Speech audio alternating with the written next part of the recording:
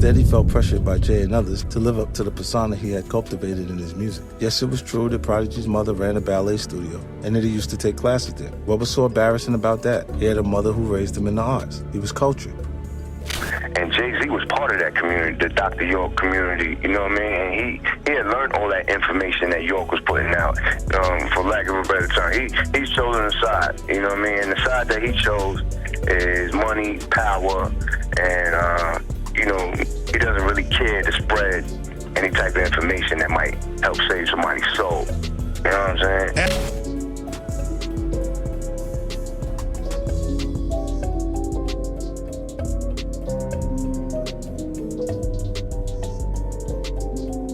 All right, Prodigy. Now they have listed his official cause of death, and that cause of death is accidental choking. Apparently, he really did choke on an egg while he was in a hospital in Vegas. And now, like, I talked to Noriega this morning, he was like, okay, I realized this. I realized that I really don't feel Prodigy died from choking on an egg. Baby, 50 Cent just blew the lid off one of hip-hop's deepest, darkest mysteries. He's finally breaking his silence on the shocking death of Mobb Deep's legendary rapper Prodigy. And guess what?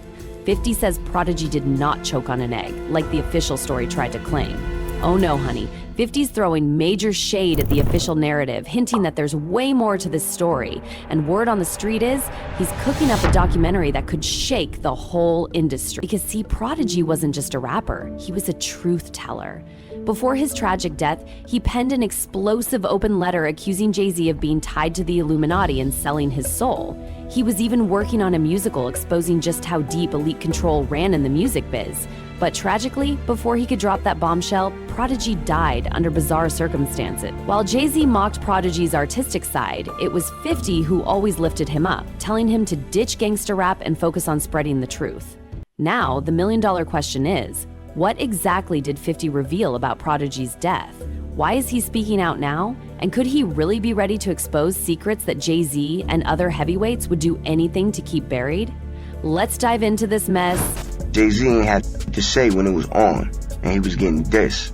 Him and Nas.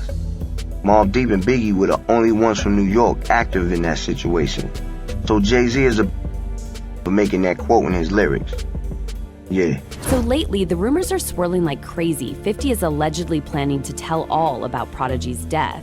And baby, insiders are whispering that this project isn't just another industry stunt. 50's been quietly working behind the scenes on something big, something that digs deep into the real story behind Prodigy's suspicious passing. And it makes sense, 50 and Mobb Deep had a real bond. Remember when 50 signed them to G-Unit back in 2005 and gifted them both brand new Porsches? Yeah, he wasn't playing around.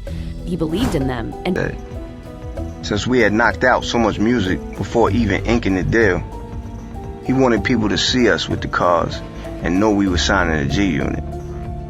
I didn't know what to say. 50 was giving us 2 Porsches. I just said thanks. As soon as I got up off the phone with him, I raced back to the studio to tell Havoc what 50 told me not to tell him. Just like 50, I couldn't hold it in.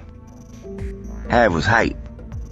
The one-of-a-kind special order Porsches will be delivered in a week. Do you know how to drive stick shift? 50 asked. No, I said, but I would damn sure learn fast. Prodigy always had high praise for 50. Prodigy, he had nothing but love for 50. In a 2012 Vlad TV interview, he said 50 could do no wrong in his eyes. That's loyalty, y'all. 50, that's my boy right there, man. He can't do no wrong in my eyes. Bull with G-Unit, 50, you know, Banks, Yayo, all of them. Those are our brothers, you know what I mean? From Queens, like we all grew up in the same neighborhoods. We got friends in common. It's crazy how, you know, we never really grew up together, but the people that he know is the same people that I know and I grew up with. So it was just like meant to be for us to do that deal with them when it happened, you know what I mean? After 50 was shot 9 times outside his grandma's house, guess who he let visit him in the hospital? Prodigy. And when cops tried to pressure Prodigy into setting up 50 during his 2006 arrest, P stayed solid. He didn't fold. That you're not cracking on none of those questions. They say, yo, look, really, we just want to know about 50 Cent. You know, we know you're down with G on it. We want something on 50. If you can help us get something with 50, we let you walk right now. So my mind, I snap it to strategic thinking. You know what I'm saying? Now I'm thinking strategic. Now I want to hear more I want to hear how far these people are willing to take this. So now I start acting like I'm willing to help them, right? And I start saying things like, I'll put my head down like this. Can I get a cigarette? You know what I'm saying? I start doing things like that, and they start thinking like, he's thinking about it. You know what I mean? So now I'm getting them to talk. Now they talking. Now they like, yo, listen, maybe does 50 use drugs? Does he buy drugs? Does he do anything illegal? Does he sell guns? So now I'm just like, I don't know. You know what I'm saying? So now they like, well, would you be willing maybe, does he let you in his car? Does he let you in his house? Would you be willing maybe to drop some drugs in his car? Or maybe drop a gun in his car and then give us a call? I'm like, yo, these people was ill, right? So I'm like, I'm sitting there acting like I'm thinking about it. I'm like, I don't know.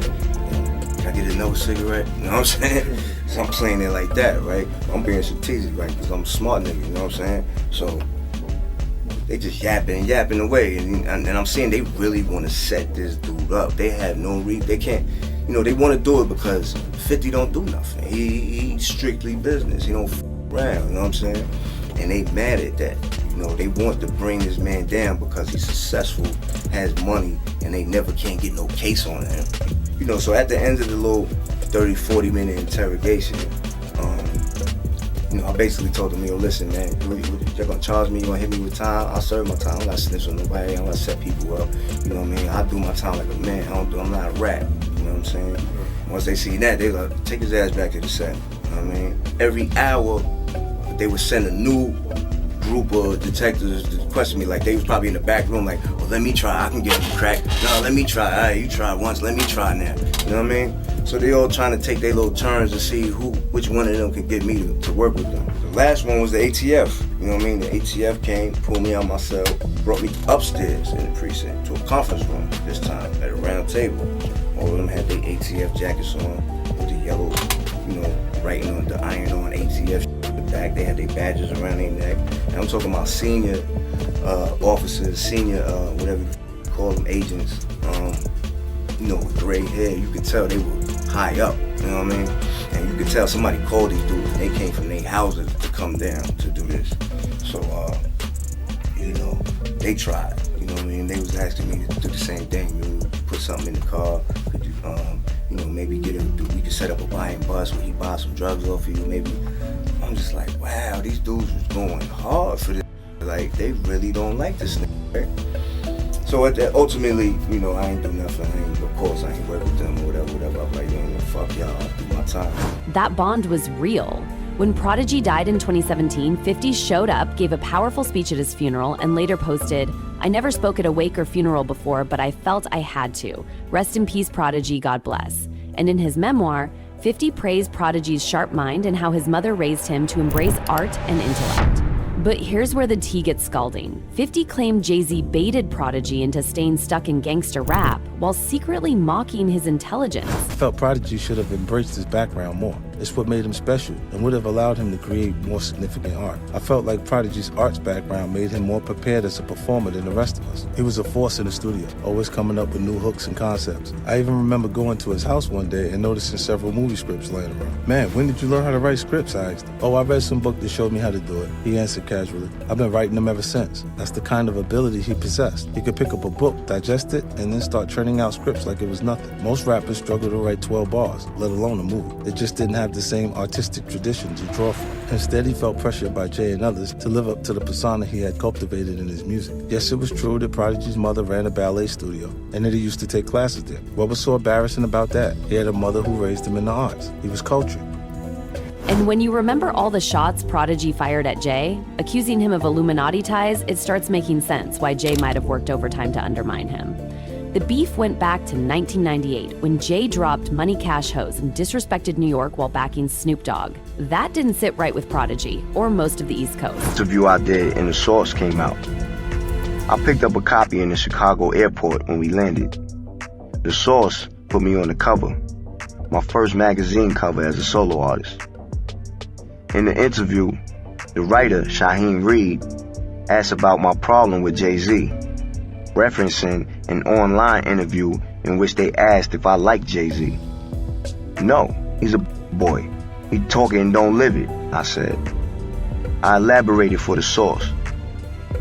Jay-Z has a quote in his song, Money Cash Hoes, where he claims, New York been soft ever since Snoop came through and crushed the buildings. I'm trying to restore the feelings. But Jay was nowhere to be found when that drama popped off between Mobb Deep, Dog Pound, Tupac, and Biggie. That was our little personal beef, not a coastal war. Jay-Z ain't had shit to say when it was on, and he was getting dissed. Him and Nas. Mobb Deep and Biggie were the only ones from New York active in that situation. So Jay-Z is a for making that quote in his lyrics. Yeah, it was on now. At first, things stayed behind the scenes until Jay's Summer Jam 2001 stunt.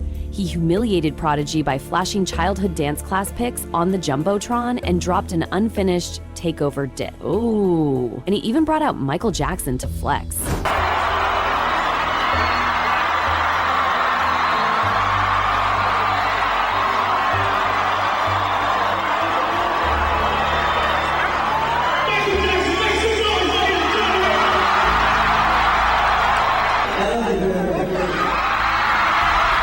Tell me about Summer Jam 2001. Crazy. It's live. We the champions. You heard Michael it. Jackson. We live. King of rap, the king of pop. Holla. Turned out crazy. Big event, 20,000. It's the rock, you bastards. As always, you heard? Holla. Beanie. We don't do much. Summer Jam 2001, man. How was it for you, man? We don't do much. We right here. Big celebration as always, man. We don't do much. That's it. It's a wrap. We out here. Jigga Man. Brooklyn. Oh, yeah. Zab. Okay. Right here. All day. It's just the beginning. It's about to be crazy. Jay kept it messy, leaking more pics of Prodigy in a Thriller-style jacket and mocking him in his lyrics. It was pure disrespect. I don't care if you Mobb Deep. I hold triggers the crew. You little fuck, I got money stacks bigger than you. When I was pushing weight back in '88, you was the ballerina. I got the picture, I seen you.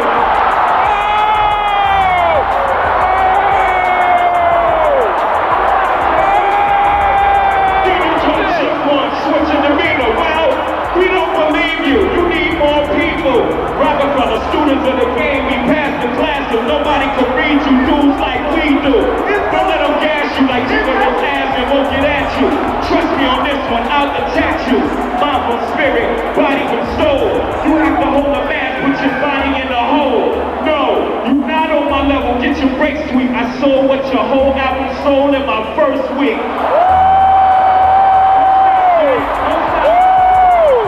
Don't want it with home. Ask Nas, he don't want it with home.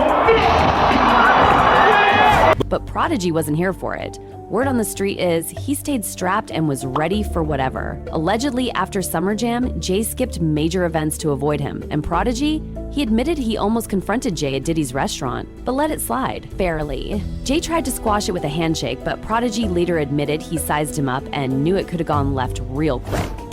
I hear the DJ say, yo, shout out to Jay-Z and Jermaine Dupri in the house. You know what I mean? So I'm like, we've been in here for like 2 hours. You know what I'm saying? Justin's is real small. So it's like, where they at? I ain't seen them. So now we all looking at me and my boy all looking at each other like, you heard that? So now we looking for him in the club. We like, where they at? So we can't find him. So we like, all right, cool. What we did was, we lined up, we surrounded the front. Because there's only one way in and one way out of Justin's. We surrounded the front door. So he couldn't get out without seeing us. So I'm standing there waiting to see him. And finally he comes from like back somewhere, I don't know where he was at. And him and Jermaine Dupri come walking. Jermaine can see us, and, you know, he was out, he just left. So then Jay's standing there with 2 bodyguards approaching us. So from a distance, you know what I mean, probably from where that camera is at right there, he puts his hand out like this and comes walking up to me like this to shake my hand, right?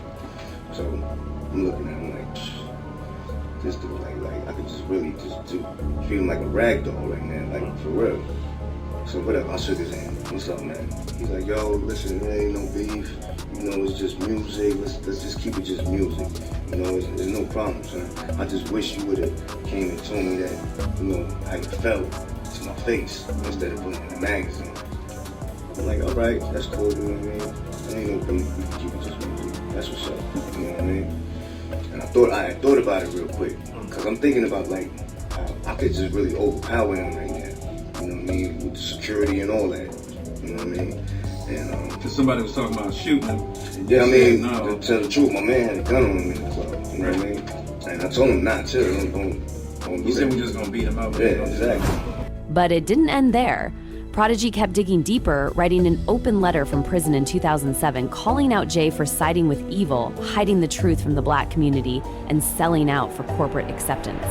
He warned of secret societies, government mind control, and promised to keep exposing it until his lights were put out. People don't believe that Prodigy choked on an egg. And I had no idea what he was referring to, and I just wanted to let you guys know that there was a rapper named Prodigy who began speaking out about the Illuminati. He basically said, I have this platform and I want to use my platform for good to wake up the masses to what's really going on in society. And so I am going to dig up this old clip of Prodigy right before he mysteriously choked on an egg. And he decided to speak with Alex Jones. Take a listen to what Prodigy had to say. Yeah, they doing all this ritualistic murder and rituals on little, you know, they molesting little kids, doing satanic sex rituals. Like, this stuff is really going on in this world. Like, on 9/11, you know what I mean, what they did was they killed 20 birds with one stone. You know what I'm saying? That's how I like to say it. You know what I mean? Because they changed all kinds of laws. They changed all kinds of they changed people's mentality, the way they look at the world. They pulled off one of the biggest ritualistic murders, you know what I mean, that ever happened, you know what I mean, live for the whole world to see. So there you have it. That is Prodigy, and like I said, he then mysteriously choked on an egg. Maybe the first person in human history to have choked on an egg in some capacity after speaking out about the Illuminati. Fast forward, Candace Owens and Kanye even tried to shine light on Prodigy's suspicious death. But YouTube shut that down quick. Looking back at Prodigy's old tweets, it's crystal clear he was dropping bombs about dark rituals, voodoo practices, and Illuminati secrets long before it was trendy. And now, with 50 rumored to be digging into all of this for a documentary, baby, the industry is shaking. Because maybe, just maybe, Prodigy didn't choke on no egg. Maybe he was silenced for telling too much truth, for telling too